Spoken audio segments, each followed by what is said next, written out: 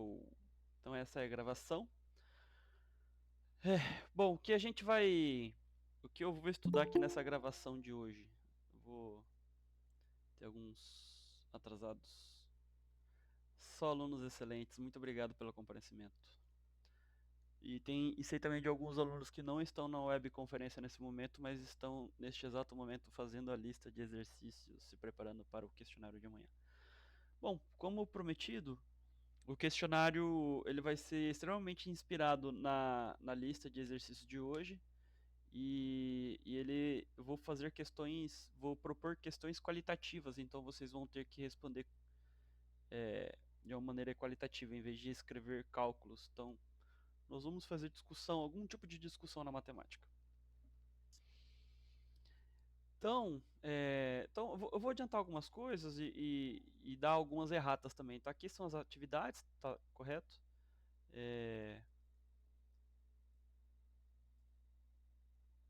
Beleza. Aqui está a webconferência. Eu marquei 16 horas, depois eu remarquei para as 18. Peço perdão. Esse guia de estudos ele já está ele está disponível já na sala virtual de matemática. Amanhã tem o questionário e o prazo para terminar o questionário é sábado.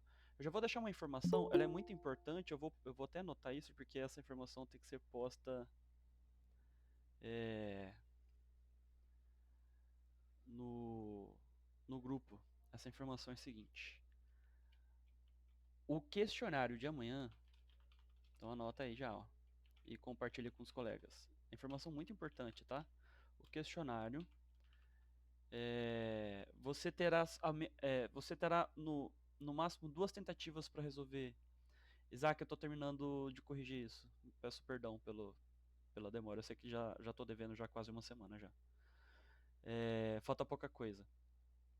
Voltando aqui no questionário, a regra importante sobre o questionário que vai ser começado, que vocês vão ter disponibilidade de resolver ele a partir de amanhã. Vocês terão no máximo 2 tentativas para resolver ele, tá?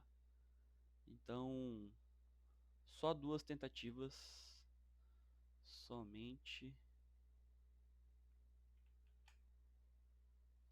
2 tentativas. Então anota aqui. Vai ter tempo para fazer ele? Tipo, começa uma tentativa e tem um limite de tempo? Então, eu vou tentar fazer assim, ó. Sem limite, vai. Exatamente, colocar um limite bem grande mesmo, assim. 24 horas. Aí se a aba estiver aberta por durante 24 horas dá pra fazer, mas aí fechou a aba, perdeu a tentativa. Beleza? Beleza. Então, beleza. É... Ok. Tá, o guia de estudos está aqui dado então, ele já está disponível aqui na sala virtual. Eu vou ter que modificar a sala virtual porque parece que tem um modelo e eu não estou seguindo o modelo, eu estou fazendo meio que de uma maneira espontânea. Amanhã ele vai estar diferente, outra informação importante. Então, somente 2 tentativas para resolver o questionário. Eu já produzi já 2 videoconferências, tá? A primeira videoconferência diz respeito somente à burocracia e a segunda videoconferência eu resolvi já alguns exercícios da lista. Isso aconteceu na quarta-feira de ontem, no feriado. Muito obrigado pelo comparecimento dos discentes. O guia de estudos está aqui, já como prometido, e essa aqui é a lista do primeiro head. Nessa lista do primeiro head, eu já tenho que já falar sobre uma errata. Ainda bem que eu fiz essa videoconferência de ontem, resolvendo os exercícios da lista, porque eu percebi que eu cometi um suposto erro de digitação. Eu vou falar sobre esse erro. E aí, certamente, alguns discentes baixaram essa lista anterior, e essa aqui é a lista com errata. É a lista que acerta essa. Na verdade, enfim. E aí, é, eu não tenho mais a lista essa lista anterior que está com o equívoco aqui nessa questão 8, ela pode ser vista no vídeo que eu produzi que está no meu canal. É no último quarto do vídeo, último quarto desse vídeo aqui. 599. Obrigado, tá? Amor. Deve ser uma cidade. É claro, Ah, ainda por cima tem uma digitação aqui que eu tenho que corrigir, acabei de verificar. Depois eu arrumo isso. Então essa aqui é a forma nova, tá? Da questão 8. Esse aqui também tem o erro de digitação, tem que colocar o desvio padrão aqui nessa questão aqui. O que foi modificado aqui? Antes era somatório de xi elevado ao quadrado. E esse número aqui tinha 3 zeros do lado direito. Aí eu suprimi 3 zeros e troquei a expressão por essa. O jeito anterior ele estava correto, só que na vídeo eu percebi que eu não poderia ter cobrado essa questão desse jeito, do jeito anterior, porque existe uma equação matemática que no canal NERC não foi passada. E eu não passei ela nos estudos. Então ela vai ser vista agora. Eu vou mostrar que equação é essa que eu estou falando que faltou de ser vista no canal NERC, que seria o suficiente para poder resolver a questão 8. E aí por esse motivo tive que modificar a questão 8 para ela ficar resolvível com todos os conteúdos que a gente já tem já de aprendido até o momento. E agora, né, eu vou aproveitar, já que eu estou falando sobre essa nova equação, eu vou falar sobre ela. Para quem gosta de matemática e fazer vários passos matemáticos, ela é uma equação bem legal de se obter. Bom, o que eu tenho para agora, já peço perdão já pela a minha enrolação. Eu preparei aqui um roteiro e aí nesse roteiro eu vou dar um panorama geral de estatística, falar sobre as métricas de centralidade e métricas de dispersão. Vou dar as métricas de centralidade, né, na tela e vou explicar cada uma delas. Tentar explicar também qual é a utilidade de cada uma em relação à outra. E depois as métricas de dispersão, né? E esse é o roteirinho que eu separei aqui, meio que no improviso, aí eu vou tentar fazer de um jeito bem objetivo. Já vou adiantando que vai ser um pouco comprido, apesar de eu tentar ser bem objetivo, vai ser comprido. Pois bem, o que é estatística, né? Estatística é um corpo de conhecimento da matemática que lida com dados, né? Um conjunto de dados, um banco de dados, estatística, né? E esses dados eles podem variar, né? Estudo de dados, estudo de bancos de dados, né? Bancos de dados. E dados podem variar, né? Dados podem variar, né? Dados são valores, né? Podem variar, pois são valores, valores numéricos ou qualitativos, tá? Ou adjetivos qualitativos. E é um corpo de conhecimento muito importante dentro da nossa vida como um todo, né? Porque a imprensa fala muito de dados, né?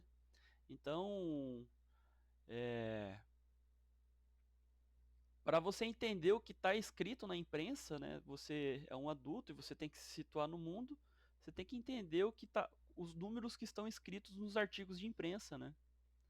Porque são dados que refletem um panorama bem geral da sociedade no qual você está inserido, né? E também existe a possibilidade de você usar, por exemplo, estatística na sua prática profissional também, da biotecnologia, ou caso você siga qualquer outro tipo de profissão que seja que tenha algum tipo de relacionamento com ciência, né? Ou com algum tipo de metodologia. Bom, estatística ela é construída, ela possui várias medidas. E aqui no livro, o que o livro chama por medida, eu chamo por métrica. Eu só faço essa diferença para enriquecer o vocabulário dos discentes, né? Que vocês saibam que medidas podem ser também chamadas de métricas, tá? É muito recorrente isso. Então aqui no livro, toda vez que você ler medida, você pode entender como se eu estivesse dizendo métrica, tá? E aí a gente tem as métricas de centralidade e as métricas de dispersão. que no livro chama medidas de centralidade e medidas de dispersão. Acho que no livro dá um outro nome além de centralidade, acho que é tendência central. Medidas de tendência central também pode ser esse nome, é recorrente. E a gente precisa de números ou de dados, né? Uma maneira objetiva de condensar esses dados, usar conceitos, e esses conceitos serão utilizados para construirmos as métricas de centralidade e as métricas de dispersão. E quais dados são esses? Né? O livro já dá aqui o capítulo.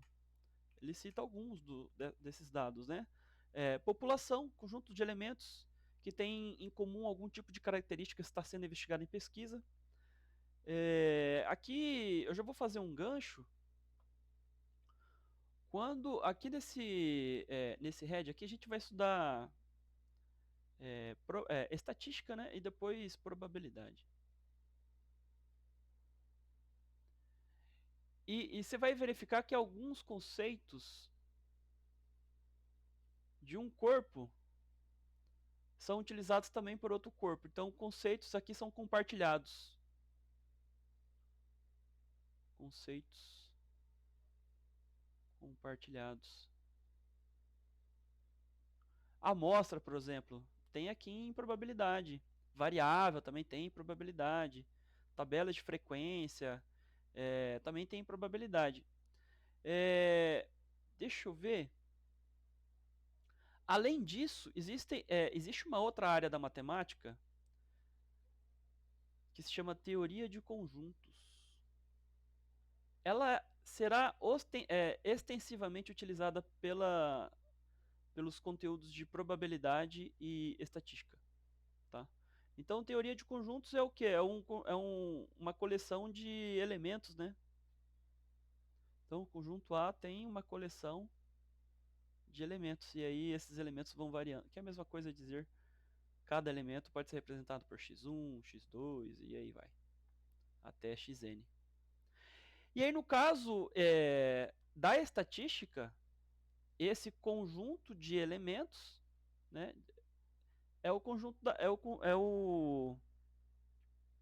esses elementos são dados, né, que serão avaliados de alguma maneira. Serão avaliados pelas métricas de centralidade, métricas de dispersão. Então, outro conceito que vai ser utilizado aqui é amostra, é um subconjunto da população. Né? Então, você tem...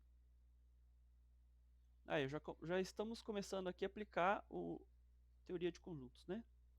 Então, você tem aqui o conjunto máximo, que é o conjunto da população, e dentro desse conjunto você vai pegar uma amostra. Né? Por que você faz isso? Por exemplo, no caso de pesquisas de opinião, né? É viável, por exemplo, a gente usa muito a opinião da população em determinado candidato ou determinado político, né? Então, é viável perguntar a qualidade do governo de algum político da população inteira de um país? Não é viável. É exequível? É exequível, mas aí você demanda muito trabalho, muito tempo, muito recurso. Então, você não precisa pegar a opinião de toda a população, você pode pegar a opinião de uma amostra. E aí a amostra é um subconjunto da população. Então, a amostra ela não pode estar fora da população. Por exemplo, eu vou perguntar qual é o candidato a presidente do Brasil para uma amostra de pessoas do Paraguai? Não tem sentido, né? Você pode até fazer, mas aí você vai ter que convencer alguém de liberar o recurso, né? Pra você fazer essa brincadeira aí. Variável é o objeto de estudo, né? O item investigado de uma pesquisa. As variáveis classificam-se por quantitativas e qualitativas, já falei sobre isso. E essas variáveis são os elementos, né? Que estão aqui dentro desses conjuntos, né? E essas variáveis aqui. E essas variáveis, elas podem ser valores numéricos, né?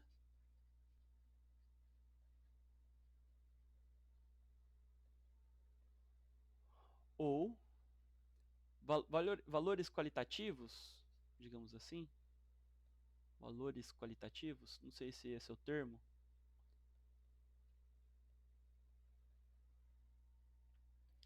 e tabela de frequência. Alguns desses dados aqui, eles acontecem com uma certa frequência. Por exemplo, digamos que eu tenho o elemento vermelho acontecendo 5 vezes. E o elemento azul ocorrendo 2 vezes. O elemento verde, ele ocorre, deixa eu ver, 4 vezes. Então, frequência azul, 2. Vermelho, 5. Verde, 4.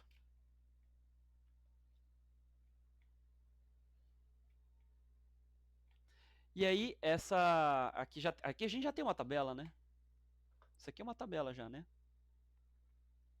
Isso aqui é literalmente uma tabela. Tabela de frequência. Então, se você não acredita em mim que isso aqui é uma tabela,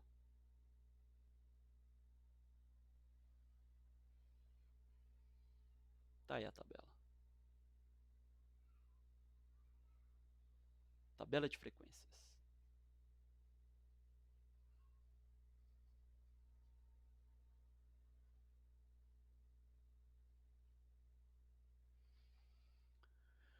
Tá, agora, dentro essa aqui é frequência absoluta, né? A absoluta. Isso aqui é muito importante também, a absoluta. Tem uma questão, depois eu vou mostrar em detalhes essa questão, que ela pode ser encarada como se eu estivesse resolvendo. Na verdade, a intenção dessa questão é essa mesmo. Ela deve ser encarada como se eu estivesse resolvendo ela em uma média ponderada construída com frequências relativas. Que é essa questão aqui, ó. Isso aqui, ó, o gráfico em formato de pizza abaixo representa notas obtidas de uma questão de 32 mil candidatos presentes à primeira fase. Essa aqui é a questão de estatística, né? Ela mostra, por exemplo, que 32% dos candidatos, acho que ela não pede valor médio. É exatamente isso, ela pede o valor médio. Então você vai calcular o valor médio dessas notas utilizando essas frequências aqui. Eu vou explicar para você como você vai usar isso, né? Isso aqui é a tabela de frequência absoluta. Mas e a tabela de frequência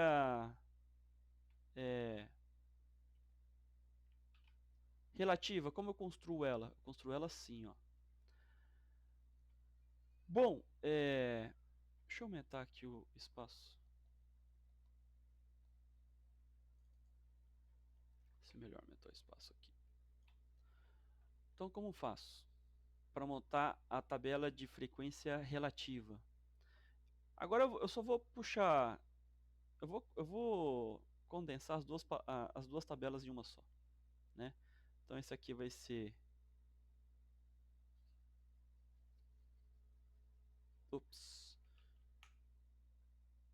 e relativa, né? E esse aqui vai ser a coluna, né? A coluna da tabela, a coluna de frequência absoluta, e esse aqui vai ser a coluna de frequência relativa. Então, como a gente constrói? Você verifica aqui que nesse conjunto aqui, o conjunto da população, tem um número total de elementos. Vamos contar aqui, ó. Vamos contar aqui, ó.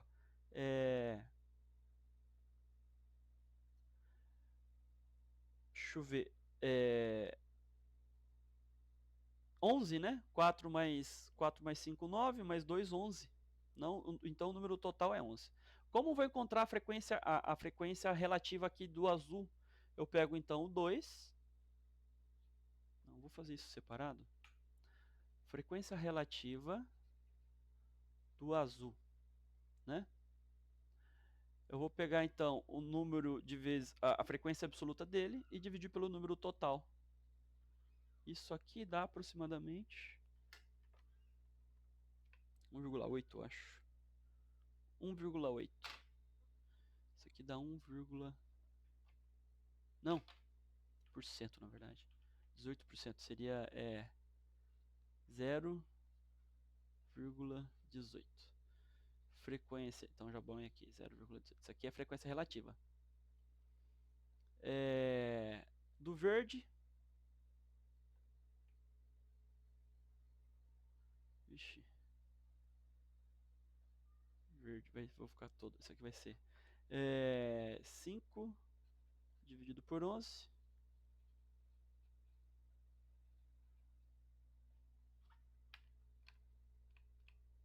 Vai dar uns 45%. 45%. Ou 0,45. E o do vermelho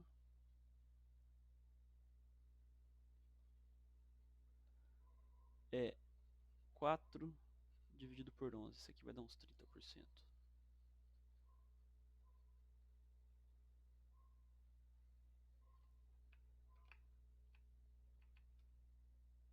36%.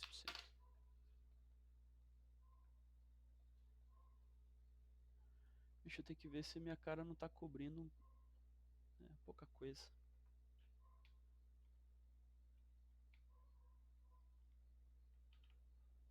Então vocês veem aí como que a gente monta as frequências relativas e absolutas.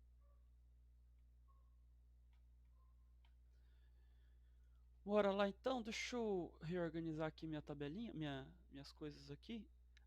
Como onde eu tiro, por exemplo, a frequência relativa aqui desse gráfico de pedaços de pizza? Qual é a frequência da nota 3? 16%, ou 0,16, né? 12%, ou 0,12. Geralmente é esse número aqui que a gente usa, tá? Geralmente é esse número.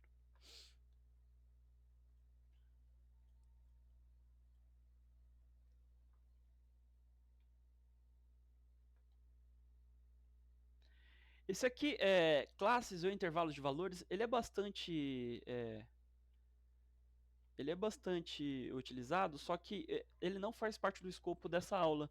Não é porque é difícil, na verdade ele é muito simples de entender, tá? Só que se eu estudar esse ponto aqui, eu vou acabar tomando muito tempo. Então é o seguinte, às vezes alguns dados eles precisam ser classificados em classes, né? Em subconjuntos, né? Então, digamos que eu tenho uma população e aí eu preciso saber da opinião de estratos dessa população. E aí, às vezes, esses estratos dependem do quanto essa população ganha. Deixa eu ver. Nível de escolaridade, etc, etc. Vários desses sentidos, assim. Só que aqui, no caso, a gente vai falar mais do nível, do sentido de quantitativo. Então, às vezes, tem até uma questão que fala sobre isso. Ó. Eu vou exemplificar aqui. Ó. Isso aqui, ó. Né? Então, aqui, os dados estão... Esse aqui eu tenho um total de pessoas aqui, né? 4.141.000. E essas pessoas estão divididas em estratos, tá? E o que rotula essas pessoas? O fato dessas pessoas ganharem, esse primeiro extrato aqui, é o fato dessas 210 mil pessoas ganharem até metade de um salário mínimo, né? E esse extrato daqui de baixo é o fato dessas pessoas ganharem exatamente metade de um salário mínimo até um pouco menos que um salário mínimo. Então, aqui, ó, é conjunto, é um intervalo fechado em meio e aberto em 1.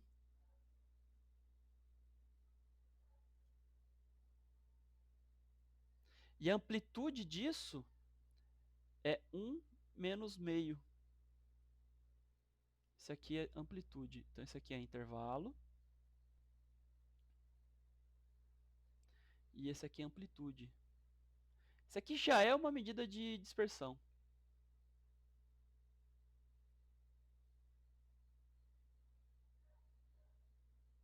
Já pode ser encarada como um tipo de medida de dispersão.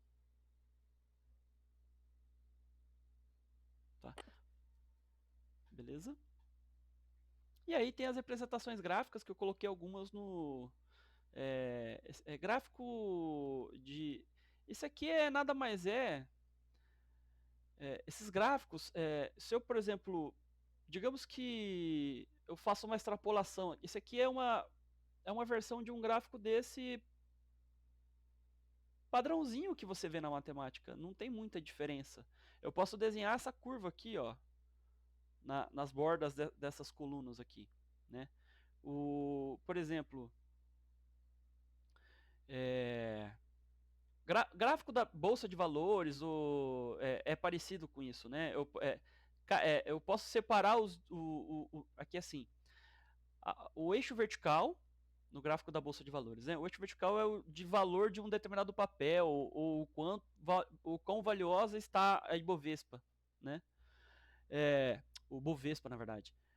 E aqui no horizontal eu tenho o intervalo de tempo. E aí esse intervalo de tempo, eu escolho qual o intervalo de tempo me vai ser útil, né? Eu posso escolher o quanto variou o valor de um determinado papel por ano, o quanto variou o valor de um determinado papel por mês, por semana, por dia, por hora, por minuto. E aí isso é útil lá, as pessoas que fazem os trades lá, eles escolhem lá os intervalos de tempo que eles preferem.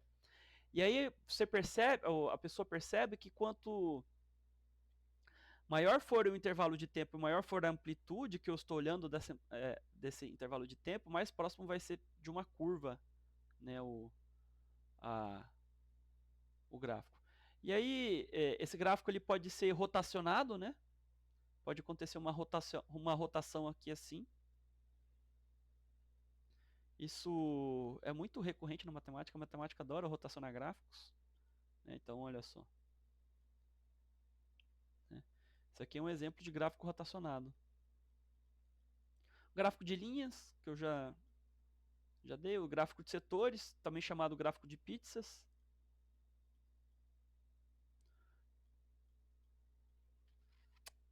E é isso. Vou passando um pouco batido desses gráficos aqui. Eu só vou... Esses são os principais mesmos, os que eu citei, tá?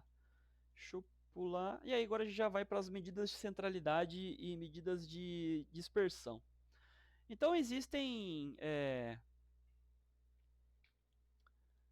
situações que as medidas elas acontecem dessas medidas tenderem para um valor central, né? Em muitas situações, então, muitas situações da estatística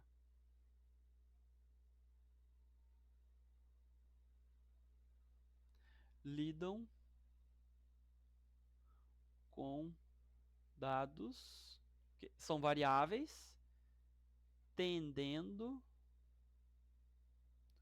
a um valor central, né? E aí existem maneiras de se calcular esse valor central. Eu já coloquei aqui no roteirinho e é o que a gente vai falar sobre cada uma delas. A média aritmética, que é o que vocês já sabem. Acho que acima. A média ponderada com frações. Ou frequências, né? Pode ser também. Frações e frequências, a moda é mediana. E aí cada uma dessas medidas de centralidade, elas têm algumas utilidades, tá? A primeira, as medidas de dispersão, eu vou falar sobre as medidas de dispersão em outro tempo, não vou falar agora não. Deixa eu ver. Eu vou adiantar aqui. Então, as medidas de dispersão é o seguinte. Deixa eu expor uma maneira. Deixa eu mostrar para vocês uma maneira de mostrar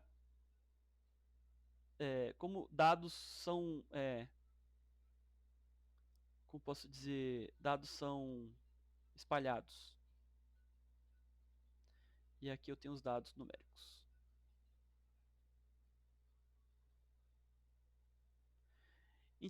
Possíveis, né? Então, esses aqui são os dados numéricos possíveis. Então, eu tenho um conjunto de dados, um conjunto de elementos numéricos, que eles variam de valores, e alguns desses valores, eles acontecem com uma frequência maior. Por esse motivo, a média desses valores vai tender para esses valores que acontecem com frequências maiores, frequências absolutas maiores, frequências relativas maiores. E aí,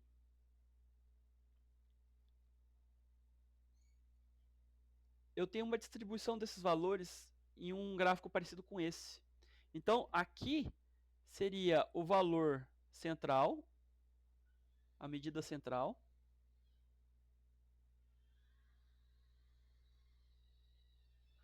que é o que acontece com a maior frequência possível.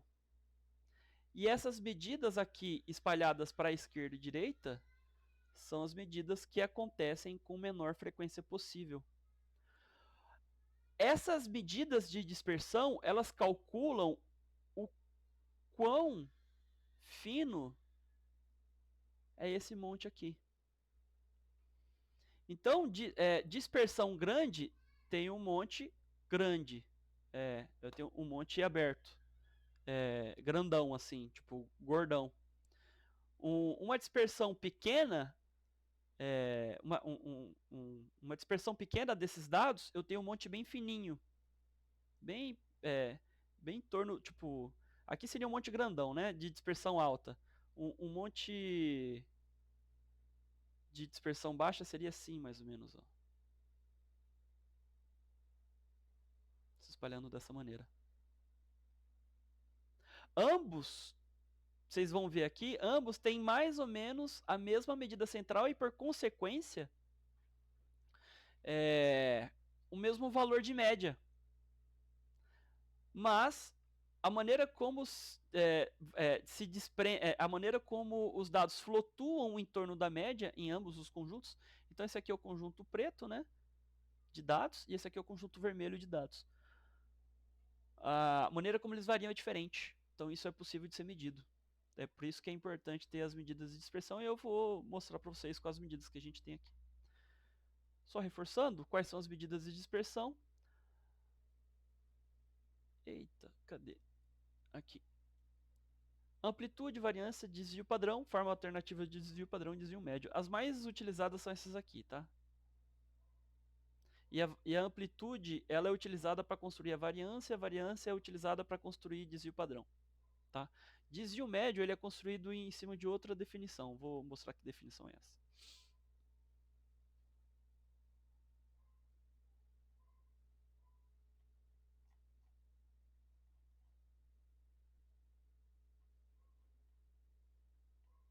Então a gente vai para a medida de a medida de centralidade chamada média aritmética. A média aritmética ela é um caso bem simples, que é assim, ó. Então eu tenho um conjunto aqui, né, de valores numéricos. E eu vou chamar esse conjunto de... cada elemento desse eu vou chamar de x. x1, x2, x3 até xn, né? Então esse conjunto aqui, quando eu quero calcular... Qual que é o rótulo que ele usa para... x barra.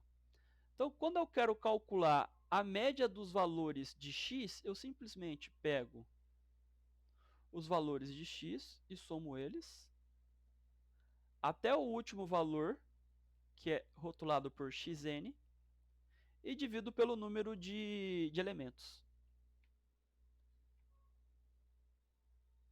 Isso aqui é média aritmética. Literalmente é isso. Simples assim. Agora a gente vem com as complicações, a matemática vai ficar bonita. Bom, existe um operador matemático que se chama somatório. Operador matemático que se chama somatório, representado pelo sigma. Então, isso aqui é a letra grega maiúscula, letra grega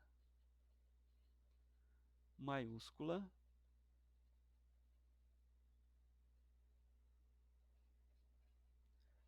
sigma.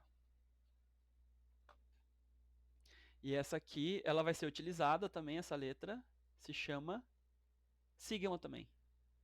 Só que é o sigma minúsculo. Ele será usado para representar desvio padrão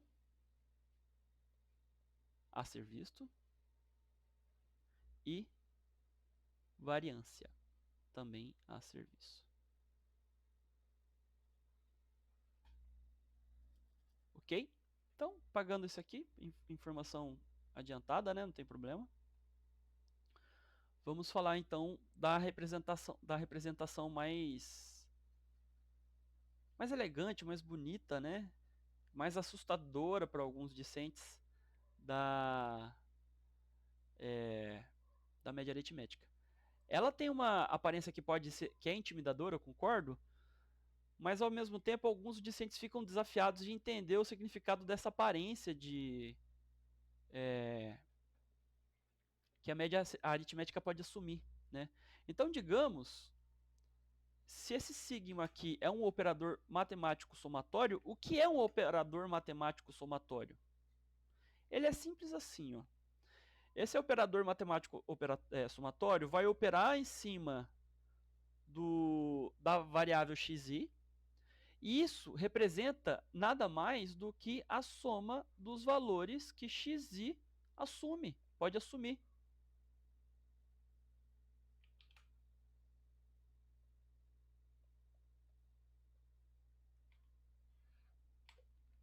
Então isso aqui também é a média aritmética. Isso aqui também é a média aritmética. Não, não, não, não, não. Perdão, perdão. Isso aqui não é média aritmética. Deixa eu ver. Eu me confundi aqui. Eu vou usar isso para construir média aritmética, na verdade.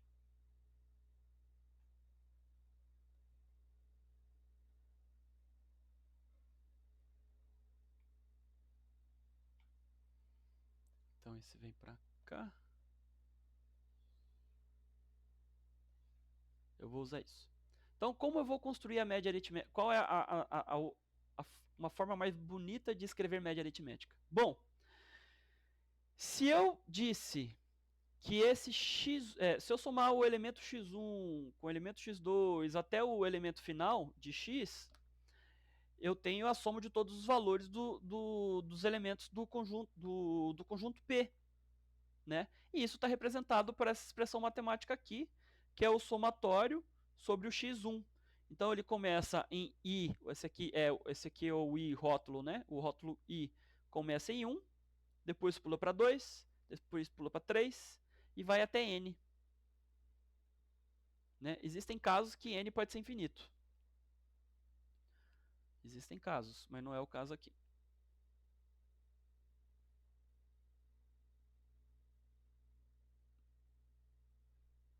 Como eu vou construir então a média aritmética sabendo dessa expressão aqui? Assim simples, ó.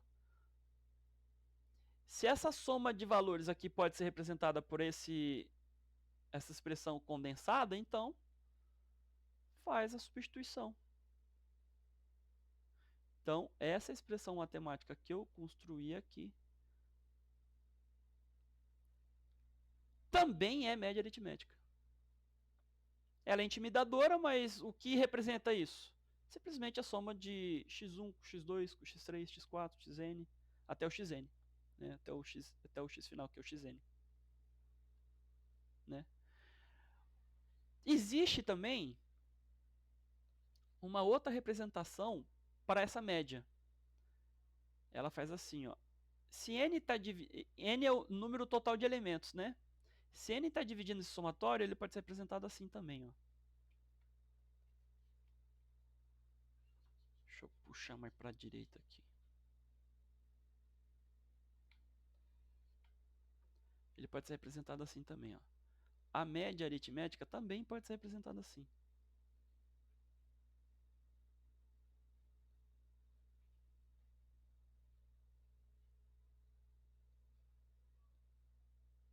Isso aqui também é média aritmética. Beleza? Essa expressão aqui é bem equivalente, é 100% equivalente a essa. Ok. Então, não vou entrar em muitos detalhes de como fazer média aritmética, é muito fácil, é um tipo de cálculo que vocês já fazem com muita frequência, né? E tá aqui, ó. Eu tenho um conjunto de valores aqui, simplesmente somo esses conjuntos de valores, como são 1, 2, 3, 4, 5, 6, 7, 8 elementos, divido a soma desses valores por 8 elementos e eu tenho a medida central.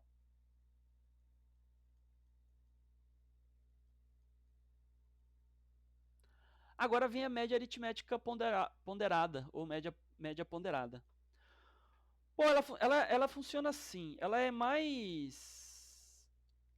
Digamos que ela é mais poderosa, mais completa do que a média aritmética normal, simples.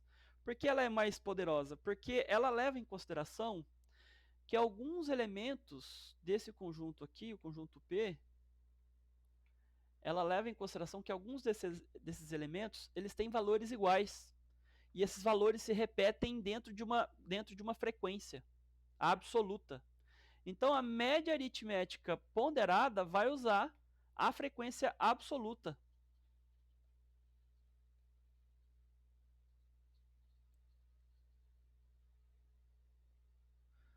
Leva em consideração, ela exprime isso, né? A frequência com que alguns elementos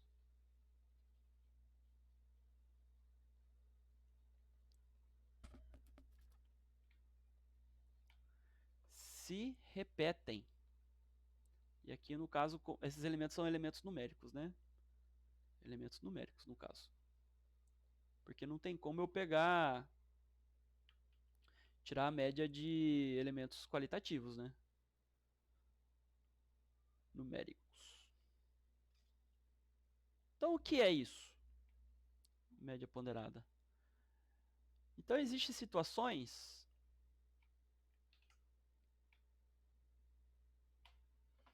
Então, eu tenho aqui, ó. De novo, vou pegar um conjunto aqui, né? Vou trocar de cor. Então, eu tenho de novo um conjunto aqui, um conjunto, sei lá, vou chamar conjunto A. E aí eu tenho uma quantidade de elementos aqui. E aí, digamos que o elemento x1 ele possui uma frequência absoluta n1. Ele ocorre n1 vezes. x2 ocorre duas vezes, ou tantas vezes, né? n2. E aí vou fazendo o mesmo para os outros. Então perceba que isso aqui é uma generalização. Aqui eu vou trocar.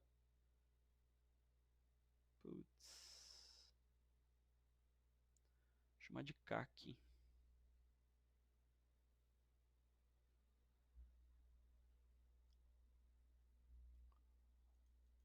Pô, eu fui na ideia do livro.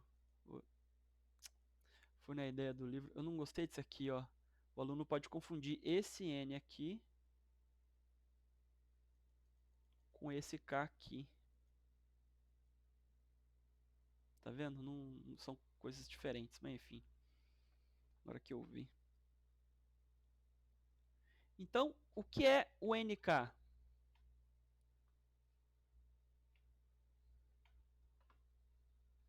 A frequência absoluta que eu já dei, né? Já expliquei. Frequência absoluta do K ésimo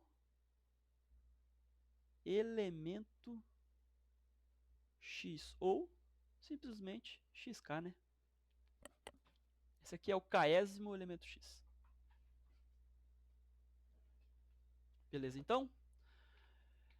E aí, qual é o número total de elementos? Número total de elementos desse conjunto A aqui é, por exemplo, já que o x1 ele se repete n1 vezes, então cada um desses x1 tem que ser contado, né? É um elemento. São valores iguais, mas são elementos distintos, né? São elementos distintos.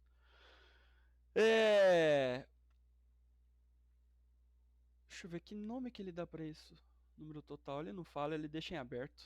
O número total de elementos aqui, então, eu vou dar por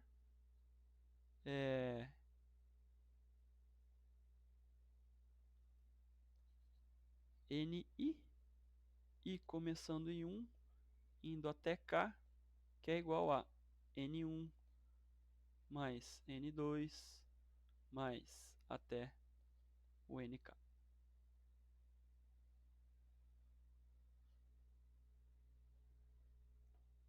Ok? Então, como se mede a média ponderada aqui nesse caso? Que nada mais é, a média ponderada nada mais é do que uma generalização da média aritmética. Se mede assim, ó. A soma dos valores numéricos, né? O x1, como o x1 acontece n1 vezes, ele tem que ser multiplicado por n1. Mesma coisa para x2 até o xk. E aqui embaixo, o número total de elementos. Embaixo, em cima melhor, pode ser representado por um somatório. Somatório de xi, ni, começando em i1, indo até k, dividido. Eu vou simplesmente copiar isso aqui. Eu não vou representar por esse somatório daqui de cima.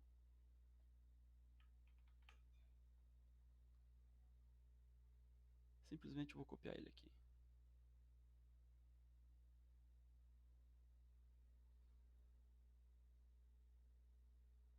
Deixa eu ver, tem que juntar aqui as camadas. Então esse aqui é a média ponderada.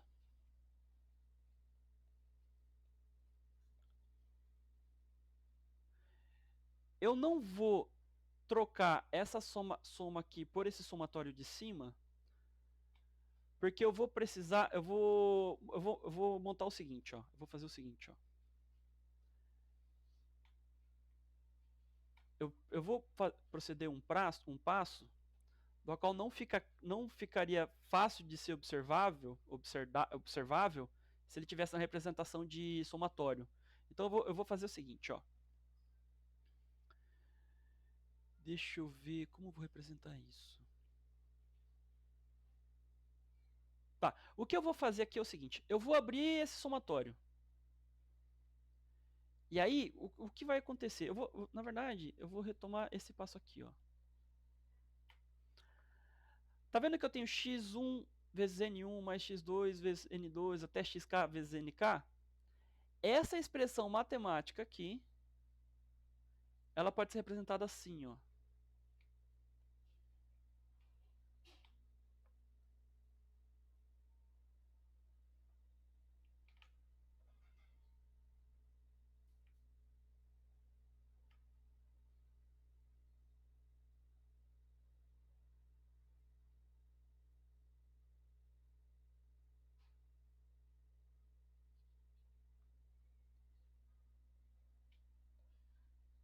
Não.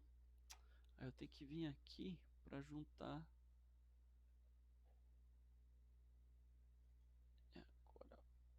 Agora eu vou precisar de mais espaço. E aí aqui é x1 vezes n1 mais x2 vezes n2 mais reticências até o xk, nk. E aí, esse valor aqui, essa fração, ela pode bater, fazer chuveirinho, ela pode bater em cada um dessas parcelas dentro do parêntese. Então eu vou ter algo assim, ó.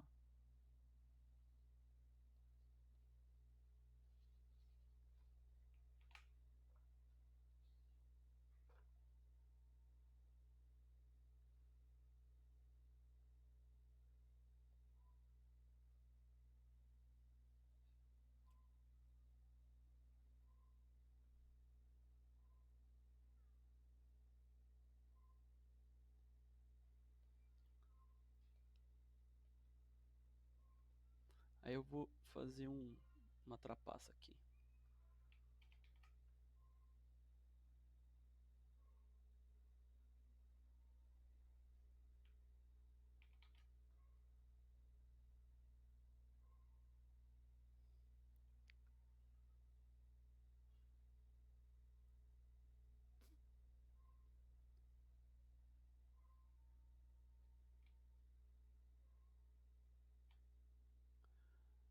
Vou colocar mais aqui. Usar a borrachinha aqui. Trapaças, trapaças. E aqui eu vou fazer o seguinte. Que eu vou trazer mais para baixo. Que eu vou colocar mais reticências, mais e aqui xk. Beleza agora? Ficou grande, né, a equação? Então, esses são os passos, né? Próximo passo agora. Eu não vou fazer eu não vou fazer para todas as equações, não. Eu só vou perceber, eu só vou mostrar aqui, eu vou pegar só uma parcela. O que eu vou mostrar para uma parcela se estende para todas as outras parcelas, tá? O que acontece aqui? Essa parcela, ela pode ser reordenada da seguinte maneira, ó.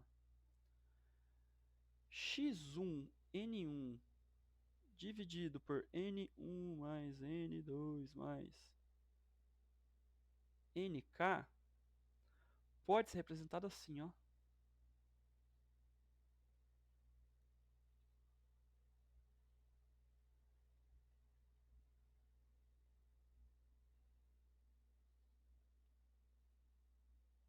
Tá vendo?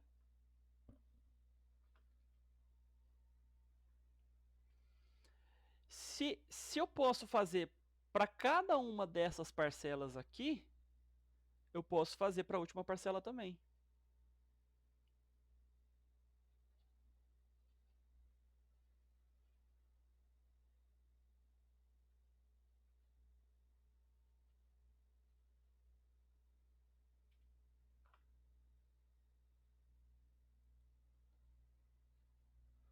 Tá vendo? E aí, entre parênteses, o que eu tenho aqui? Uma informação muito importante. O que é isso? Lembra que eu falei para vocês das frequências relativas? Que eu pego o número de vezes que... Isso aqui já é uma probabilidade, viu? Isso aqui já é uma probabilidade. O que é essa frequência relativa também pode ser tomada como uma probabilidade. Já estou adiantando já relações, né? Os relacionamentos da probabilidade com a estatística. Mas enfim. Eu falei para vocês a frequência relativa. O que era a frequência relativa? Era o número de vezes em que o elemento acontecia dividido pelo número total de elementos. Então isso aqui é a frequência relativa do elemento K.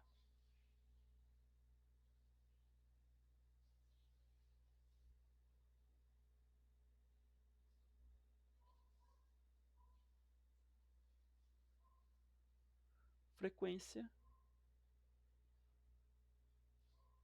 relativa. Na verdade não é elemento K, é elemento do elemento xk.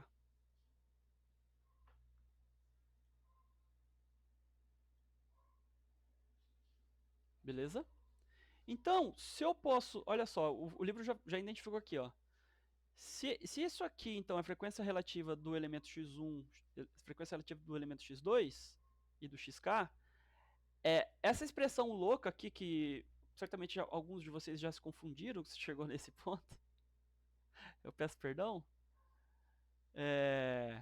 eu posso, então, reescrever a média ponderada em formato de frequência relativa.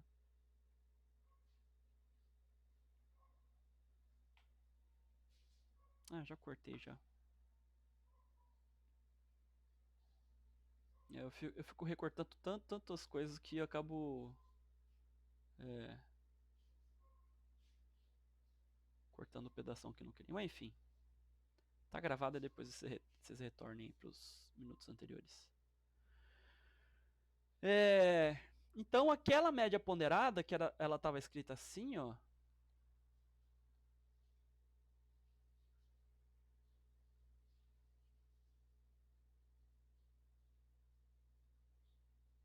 Em termos de frequência absoluta,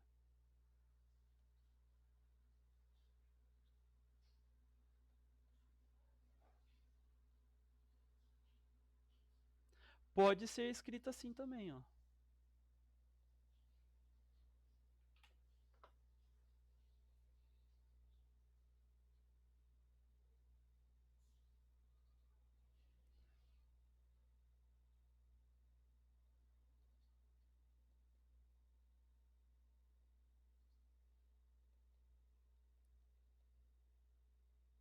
Não, aqui não tem, peraí.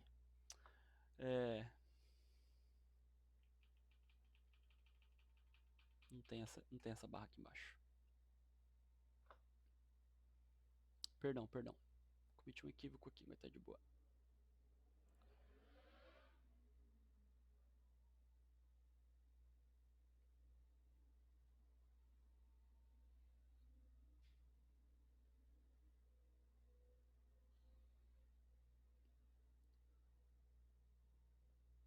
Então, isso aqui ambas são médias aritméticas.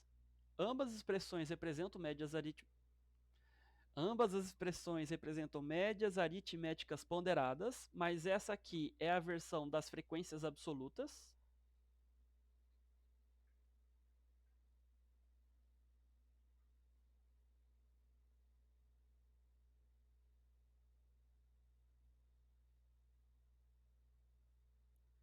E essa aqui é a versão das frequências relativas.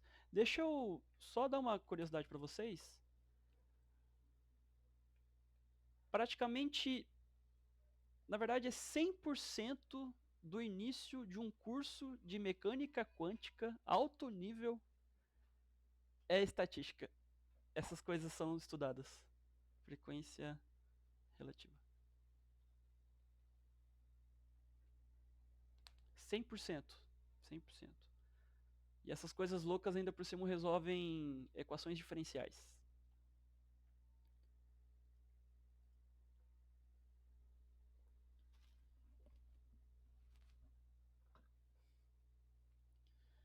Deixa eu ver quanto eu já tomei aqui. Já foi 1 hora. Deixa eu ver se tem alguém na audiência aqui.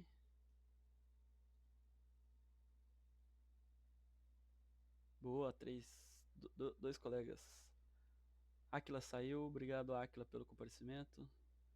Isaac só veio perguntar do exame escrito, lamento Isaac. Eu vivo prometendo que eu vou entregar, mas não passa desse final de semana, vou ser mais honesto dessa vez. Então, deixa eu ver, já falei de